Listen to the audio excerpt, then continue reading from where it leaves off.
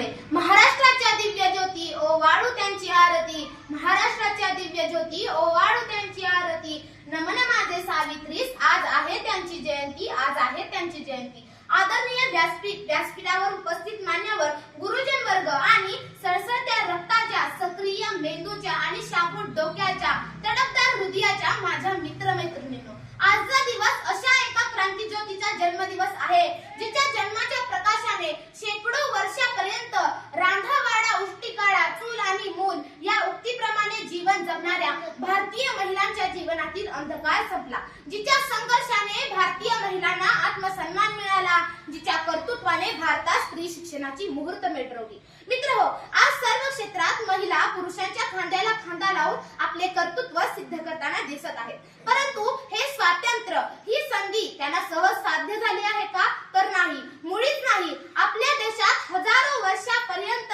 स्त्रियांना दुय्यमच वागणूक मिळत आली आहे. मग ती स्त्री कुठल्याही जातीची असो वा धर्माची, शोषणाचा बळी तर ती ठरलीच होती. बालविवाह, सतीप्रथा अशा अनिष्ट परंपरांनी हा समाज पोखरलेला होता. अशा अंधकाराने भरलेल्या कालखंडात कितीतरी बुद्धिमान, प्रज्ञावंत स्त्रिया संधी आणि समानता नसल्याने काळाच्या पोटात झडप झाल्या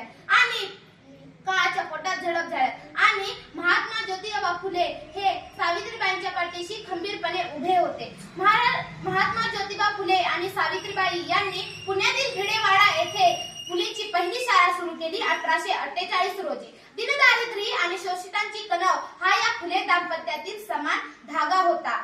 त्यांनी म्हणूनच आज आपल्याला शाळेत महिला शिक्षिका, दवाखान्यात महिला डॉक्टर आणि प्रशासनात महिला अधिकारी दिसत आहेत.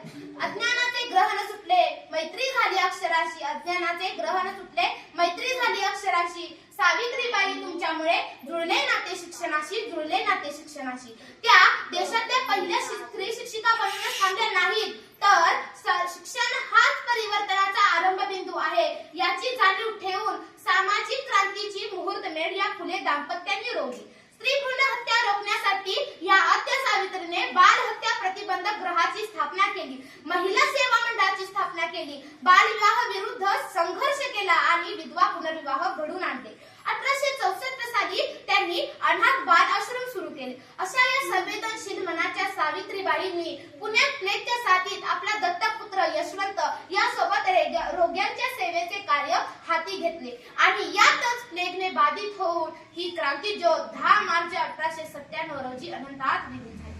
त्या आता जरी आपल्यासोबत नसल्या तरी त्यांनी केलेला संघर्ष आपण नेहमी लक्षात ठेवला पाहिजे आणि त्यांचा आदर्श आपल्या समोर नेहमी ठेवला पाहिजे. म्हणून मी शेवटी एवढं